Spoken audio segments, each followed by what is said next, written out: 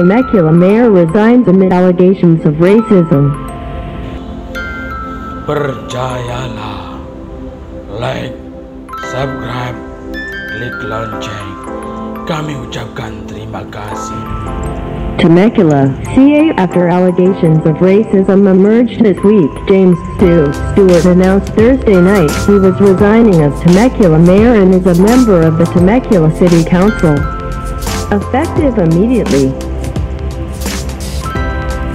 Stewart called it quits after some community members voiced outrage over an offensive text message he sent to a constituent concerned about police brutality.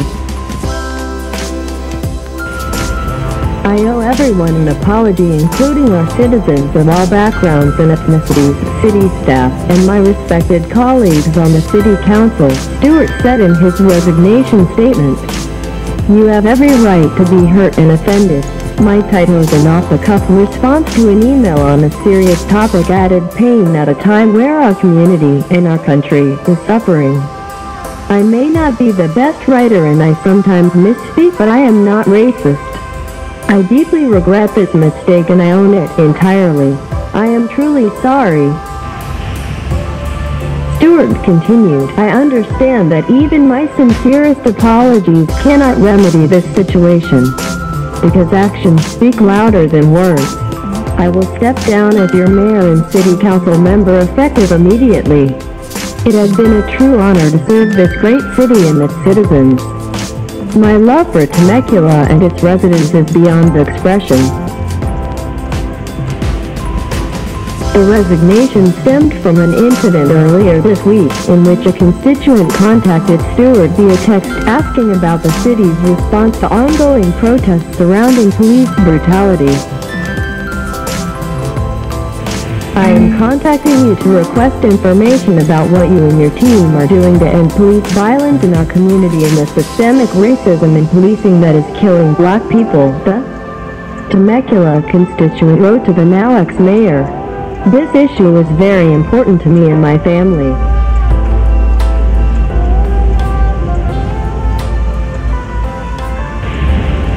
In response, Stewart replied to the citizen via text, as you know, the city of Temecula does not have its own police department. We contract with Riverside County Sheriff's Department, and I don't believe there's ever been a good person of color killed by a police officer. So I'm kind of confused what you are looking for. Of course, racism is not accepted or tolerated in the city of Temecula, or any other of the surrounding areas that I know of for sure. I have several good friends who are African Americans, and they love living here because how safe it is for them and their families. The shot of the offensive reply made its way across social media, prompting the mayor to issue an apology Wednesday on his Facebook page, where he wrote, with typos, that the caustic message was a technology goof.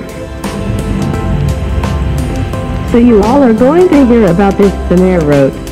I sent a voice text last night to a person concerned about our police officers and their sensitivity training.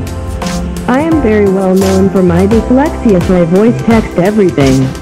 Unfortunately, I did not take the time to proofread what was recorded. I absolutely did not say that.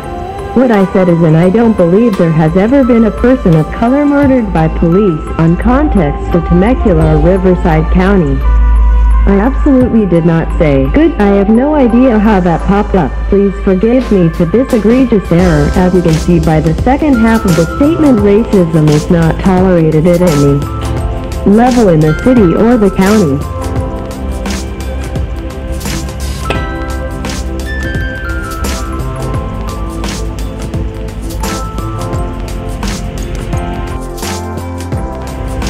Patch spoke to Stewart by phone Thursday afternoon.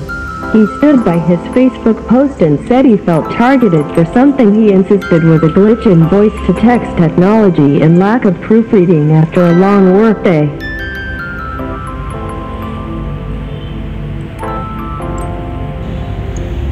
Percayalah, like, subscribe, klik lonceng.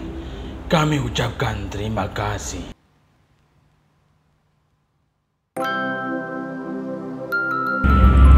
I am not a racist," he said, explaining he sent the text after working a 12-hour day. The offended constituent never contacted him about his vulgar reply, according to Stewart. Instead, the mayor saw the thread on social media like everyone else. "I thought it was a cut and paste," he said of the social media post. "But I went back to the original message and I saw the mistake. I never would have said that." Patch received multiple angry emails over the incident.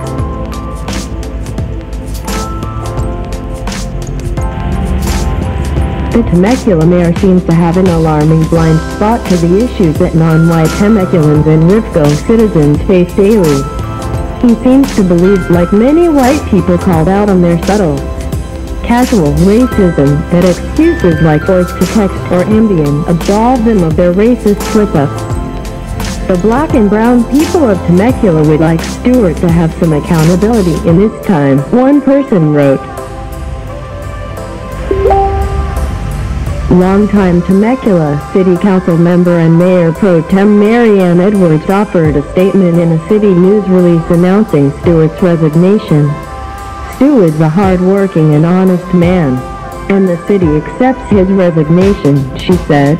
"Temecula is poised to close this chapter and continue our long-term commitment to denounce and prevent racial injustice in any form." On this day of Mr. George Floyd's memorial service, on behalf of my council colleagues, the city of Temecula offers our prayers and heartfelt condolences to his family. Stewart was elected to a 4-year term in November of 2016. The city has not announced how it plans to fill his vacant seat.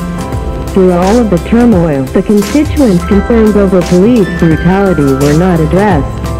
Prior to his resignation, on Thursday afternoon, Stewart told Patch that he had recently met with officials at the Southwest Sheriff's Station in Temecula to learn more about what was being done in light of protesters' calls for action. Stewart said he was told the sheriff's department is meeting protester demands.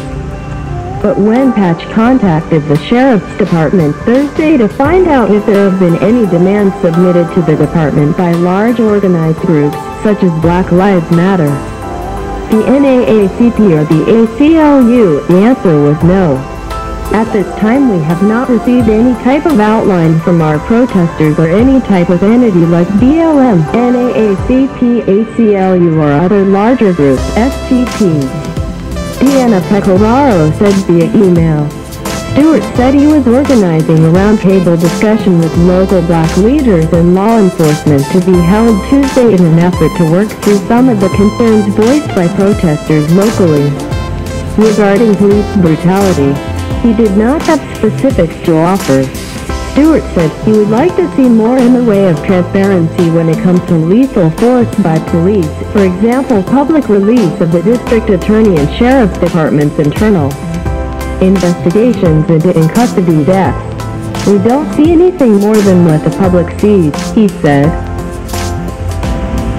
This news is contained in patch.com.